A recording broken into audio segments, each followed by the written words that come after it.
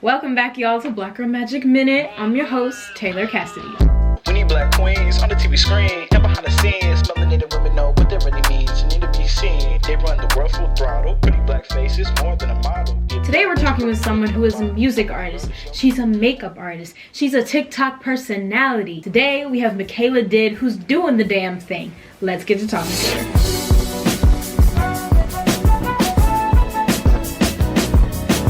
Oh my goodness, thank you for coming on to the show today. I'm excited to have you. No problem. I'm so happy to be here. I'm so glad you asked me to do it. And can I just say before we even start, I am so proud of you. Every time I see you on my timeline, on TikTok, everything, I'm just always so happy because you're just such a good person. Thank you so much. I really appreciate that. Every time something good happens to you, like with your commercial, or whenever I heard about Black Voices, I was like, yes! Yes! You had a very viral TikTok sound last year. It went a little something like, "Girl, don't do it. It's not worth it. I'm not gonna do it, girl. I was just thinking about it. I'm not gonna do it." I did it. So what was it like to see everybody use that sound and just see all the creativity that spawned from it? I took it down when I posted it. Really? A couple days after I posted, yeah. I didn't even know why I posted it. I was lacking creativity at the time. A couple days went by and I deleted it. And then a month later, I heard it and I'm like, how is this here? I deleted this video. How is this here? It's still to this day, I'll be on my timeline and I'll hear it and I get shocked because I'm not expecting to hear myself. I mean, it's amazing and I'm very grateful, but it's mind-boggling every time. Well, I have a follow-up question. Whenever you deleted it, did you ever get credit for it? Or did you ever have the original video whenever you go to the sound? No. And that was a big question from a lot of people too. They would always be in my comments where's the original? Where's the original? And I'm like, I took it down. And when you take an original down and then you put it back up, it's not gonna be the original. Oh, really? I know that a lot of people know that sound was you now. Now it's in a commercial. Tell me about that. I just did an Invisalign commercial for with the sound, and Invisalign had actually reached out to ask me for permission to use it. And so I was like, of course, we negotiated and we talked about it and everything. And then they ended up just asking, would you like to be a part of the commercial? I was like, of course. I don't even know why you guys would ask me that. Yeah, I'm there. It's been posted and people have been hitting me up I saw you on Hulu. I was like, oh, okay. Thank you. You have background in music production, and I was going through articles and reading about you, and you went to a film school. That is so cool. You have this big social presence, and you have just this experience of going to college and pursuing something that you love and that you're passionate about. So what was that transition like of coming from college and going into this realm of social media and creating for brands? Music is my first child, period. My emotional attachment, everything about me is attached to music. Everything. My mom and I, when I graduated high school, she was like, you either go to college or you get a job, but you have to do one or the other. And so I was like, okay, I'll go to college, but let's compromise and I'll go to college for something that I'm interested in. I went to LA Film School, but in the music division. So it's when I tell people LA Film School, they're like, oh, you're doing film production. I'm like, no, there's a music side. I wanted to be able to have something in my back pocket. I always said, God forbid if anything ever happened to my voice, I want to know how to do the other stuff too, just in case. And I finished, I graduated, and then it was okay, what now? I remember I did a cover to a Cardi B song. I made an R&B version of a Cardi B song. And it went viral a long time ago. And I was like, okay. And that one video did great, but that was it. And I was so hesitant to go on TikTok too, mind you. I was like, I'm grown. I'm not about to be on TikTok. That's yeah. I just thought it was so silly. But I caved, thank God. And made a video or two, and it has turned out great. And I never envisioned this part of my journey, but I'm so grateful for this part. TikTok is obviously something that is really influential in both of our careers, both of our life experiences, and a lot of things couldn't have happened without us starting to create on it. So Absolutely. it's so amazing. Tell me your music influences, like whenever you create or whenever, do you write music? Yes, so I write my own music. Sometimes I have help though, like to be honest, I have a friend, his name is Ian. He's my producer. I record at his house. But like music influences like in the business, Bruno Mars for sure. And I know I just feel like I don't hear enough about Bruno Mars, you know? Me too. It's like when people say their influences, like, and granted, no, I get it. Like, everybody's not a Bruno Mars fan. I get that. But it's just like, I never hear anybody ever say Bruno Mars. And I'm like, come on. Like, I found out about like all of his new music releases and his live shows through your stories. Girl, I was like, I'm on it. you are on it. You for real.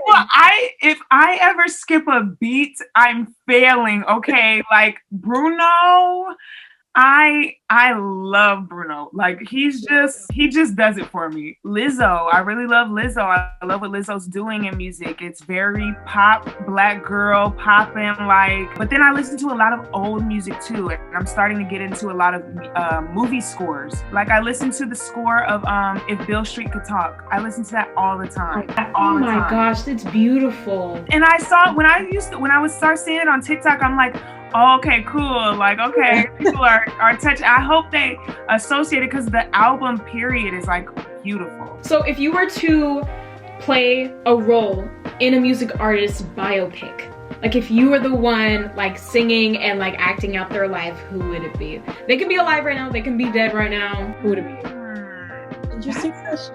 Good question. You know what? I think I would play somebody like Sarah Vaughan maybe, or Oh yeah. just something out of my time because, you know, I've watched Beyonce and Rihanna and stuff like I grew up with them. But somebody like back in the day, I wasn't there to experience it. So it's like to kind of step into that era, step into that realm, I think would be really cool. That's awesome. I see you as her. Well, another part of your platform is your makeup looks. You pull out makeup looks.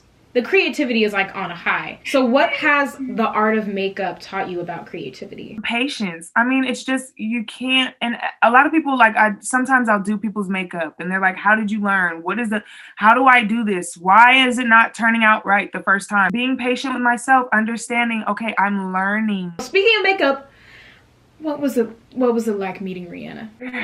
Please. And it's so funny. I just had this talk with my mom last night because we were just talking about the Fenty Beauty house. I mean, I tell people all the time, Rihanna's exactly what you think she would be in real life, right?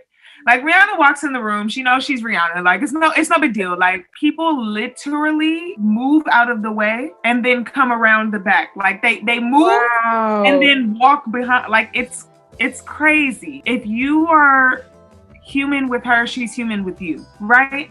So it's like you can see how different she reacts with people that are treating her like Rihanna and then people who are treating her like Rihanna. Do you see what I'm saying? Yeah. She was awesome. She smells amazing. Like she was really cool. Rihanna, if you're watching this, we love you. We love you.